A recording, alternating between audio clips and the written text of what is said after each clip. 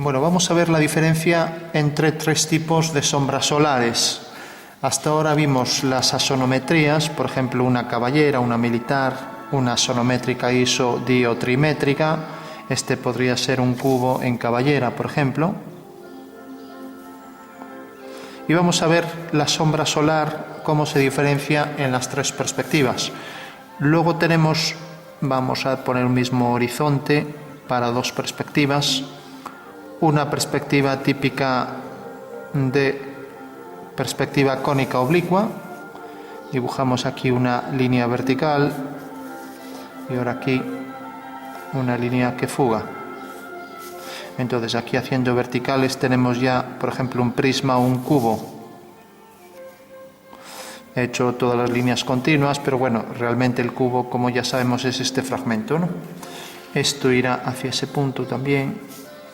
Y por último estamos con la perspectiva de cuadro inclinado, y la única diferencia respecto a este que tenemos aquí es que ahora concurren las líneas hacia un punto de abajo, ¿no? O hacia un punto de arriba. Entonces esta podría ser una perspectiva de cuadro inclinado.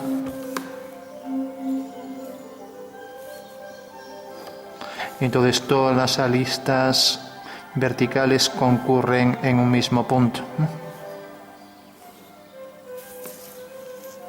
Como vemos, realmente es una perspectiva más realista que esta de aquí, ya que nosotros lo más cercano lo vemos más grande, ¿no? Entonces esto será más grande que esto, ¿no? De igual forma esto será más grande que la arista no vista o que esta, ¿no? Bueno, y también estas líneas concurrirán, pero estamos acostumbrados a dibujar y hacer fotos así. Las fotos van a salir así si inclinamos la cámara un poco, entonces las verticales van a concurrir, ¿no? Bueno, ¿qué diferencias habría entre las tres respecto a las sombras? Me refiero a las sombras solares, en las otras ya es más difícil de distinguir. Pues si nos fijamos en cualquier asonometría, los rayos solares son tan lejanos que se consideran paralelos. Eso quiere decir que la sombra de esta línea vertical pues vendría, por ejemplo, por aquí. La sombra de esta será una línea paralela y la sombra de esta será otra línea paralela por aquí y con el mismo tamaño, ya que esto sigue esa misma dirección y por aquí sigue la misma dirección. Donde corte aquí, pues unimos con la base, ¿no? O sea que esta sería una sombra que arroja sobre el suelo este prisma que podría tener su sombra propia y su sombra arrojada sobre el suelo, ¿no? Eso es lo que hemos visto.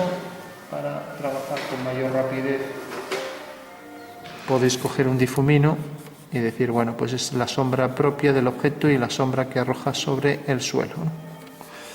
Bueno, eso es lo que habíamos visto respecto al cálculo de sombras, ¿no?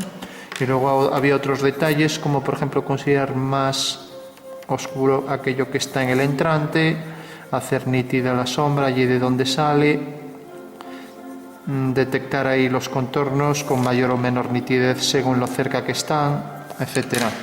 Y otros fenómenos típicos ya de la luz, que bueno, que ya son independientes de la óptica geométrica, ¿no? Que estudia la naturaleza de la luz respecto a su naturaleza, ¿no?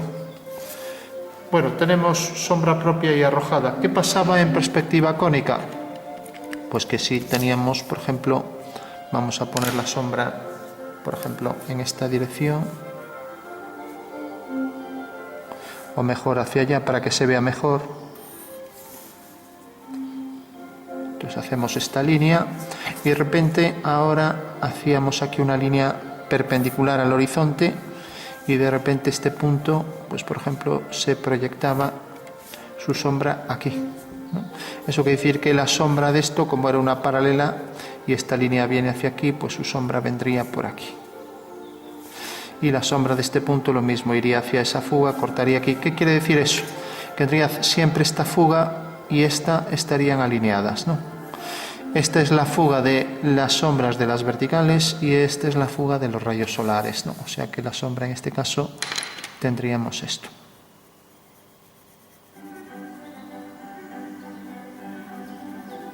Bueno, si ahí no se diferencia mucho, es algo que ya conocéis, podemos poner otro caso, ¿no? Vamos a ponerlo, por ejemplo, que se vea mejor y para eso podemos hacer un cubo que aparentemente está en una perspectiva imposible, que es poner una cara frontal y otra oblicua, ¿no?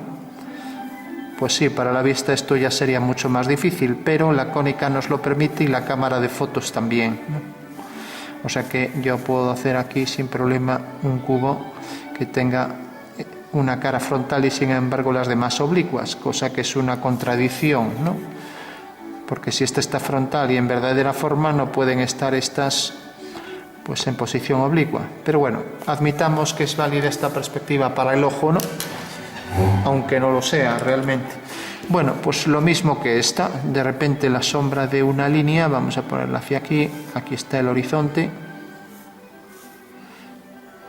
entonces viene por aquí y ahora sabemos que sobre una línea vertical tenemos la otra fuga, la fuga de las sombras de las verticales F sub S y la fuga de los rayos F sub R, ¿no? Eso quiere decir que la sombra de ese punto pues cae aquí. Es este punto, ¿no? La sombra de este punto es este. Y esta línea tendrá por sombra una paralela, ¿no? Lo mismo esta tendrá por el rayo de luz que va hacia F sub R y corta aquí. Ahora la sombra de esta será una paralela y la sombra de este punto irá hacia F sub R. Corta aquí y sale de este punto de la base donde corte aquí detrás. Eso quiere decir que va hacia F sub S. Y debe estar alineado con ese punto que acabamos de calcular. Obviamente tenemos siempre, igual que en la cónica oblicua, la cónica frontal nos exige que siempre la fuga solar, la fuga de las sombras, de los rayos solares, pues siempre estos dos puntos están alineados en una vertical, ¿no? Y ahora vamos a ver lo que pasa en la cónica oblicua de plano inclinado, ¿no? Entonces esta sería la sombra que proyecta sobre el suelo, la sombra arrojada y la sombra propia del objeto, ¿no?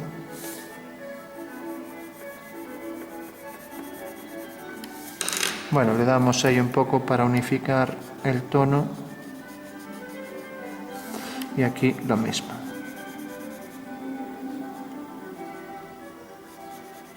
Bueno, pues tenemos ahí la sombra que proyecta sobre el suelo y como vemos todas las líneas verticales son paralelas y tiene sus sombras también paralelas hacia F sub S. El rayo de sol está en el infinito y por tanto tiene su fuga aquí. Y como son planos verticales, cualquier plano vertical corta el horizontal según un plano vertical y por tanto ese plano vertical tendrá su línea del horizonte según una vertical por F sub S. En consecuencia el rayo de luz sigue la dirección hacia F sub R sobre la vertical por F sub S.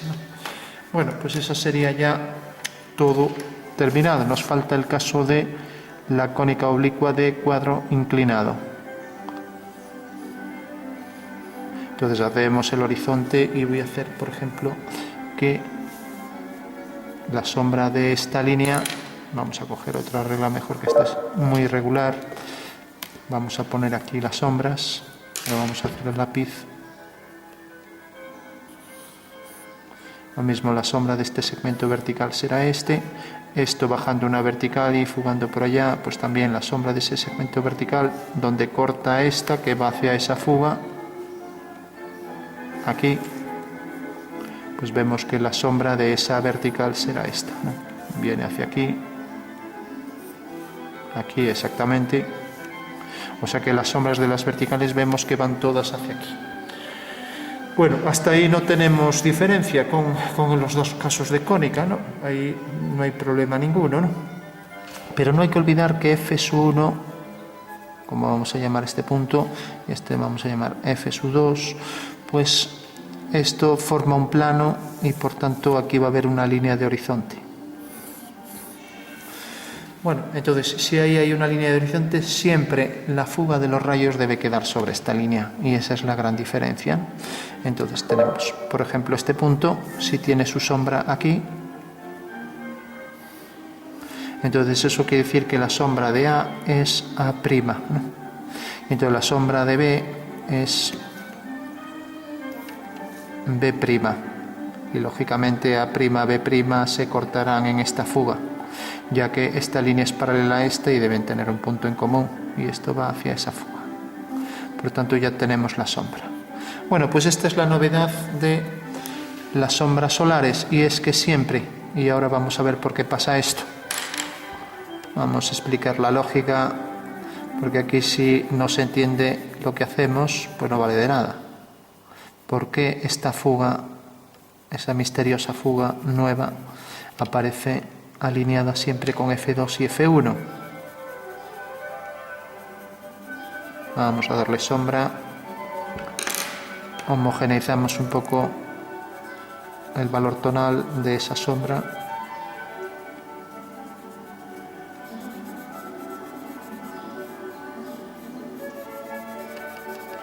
Bueno, tenemos ya ahí la sombra propia y la sombra que arroja sobre el suelo. Este es el objeto, vamos a marcar bien, y la sombra que proyecta sobre el suelo. Esta línea paralela, esta va a la misma fuga F2, F1.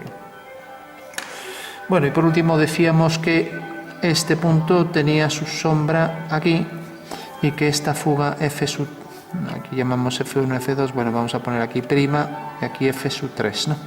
Entonces, marcamos aquí esta línea, es el rayo que va hacia F sub 3. El rayo aquí B', F sub 3 también alineados, y lo mismo este y este, C y C', ¿no? Con lo cual están los tres siempre que deben fugar hacia F3.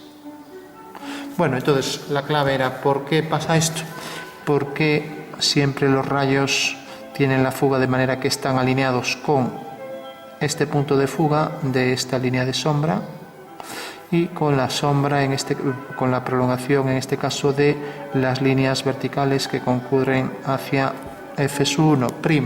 Pues por lo siguiente, si nos fijamos aquí hay un triángulo, ¿no? Y un triángulo es una figura plana que tiene tres vértices, ¿no? Y siempre un triángulo, aquí tengo un triángulo que pasa por 3 puntos, ¿no? Un triángulo siempre está en un plano, no puede ser alabeado como un cuadrilátero. Alabeado quiere decir que los puntos no están en un plano. Por ejemplo, yo puedo coger 2 puntos y otros 2 y estos están en un plano, pero si levanto un punto, pues estos ya no forman un plano, sino que están alabeados, están en un plano alabeado, un paralabeado, que se llama un paraboloide hiperbólico también, si hacemos líneas rectas que lo generan, ¿no? Bueno, ¿qué quiere decir esto? Pues quiere decir que me acuerdo de un examen de selectividad, cuando ya me presenté a la selectividad, que era, demuestra que un banquete de 3 patas no puede cojear. Y claro, lo primero era demostrar que 3 puntos siempre determinan un plano, ¿no? Bueno, pues aquí tenemos lo mismo, un banco de 4 patas sí que puede cojear, pero uno de 3 nunca, se puede caer si está muy inestable, si tiene patas muy distintas, pero no puede cojear jamás porque 3 puntos se apoyan en un plano. Bueno, pues aquí pasa lo mismo, 3 puntos determinan un plano, ¿no? Bueno, pues necesariamente estos 3 puntos, como forman un plano, todo plano en perspectiva cónica queda definido por su traza y por su línea del horizonte. Esta es la línea del horizonte de ese plano, ¿no? Entonces necesariamente siempre cualquier triángulo que veamos en cónica, las fugas de las 3 líneas van a estar siempre las 3 alineadas, ¿vale? Y esto nos vale para este ejercicio y para cualquier otro, ¿vale? Bueno, pues esa es la clave, ¿no? Aquí volvemos a ver el caso, ¿no? Aquí vemos otro triángulo, vamos a llamarlo ABC. Bueno, pues ABC es otro triángulo, ¿no? Viene por aquí y va hacia esa fuga. Este triángulo tiene aquí BC y esto AB. Bueno, pues es un plano vertical. Si la línea de tierra está por aquí, por ejemplo, pues la traza de este plano quedaría aquí.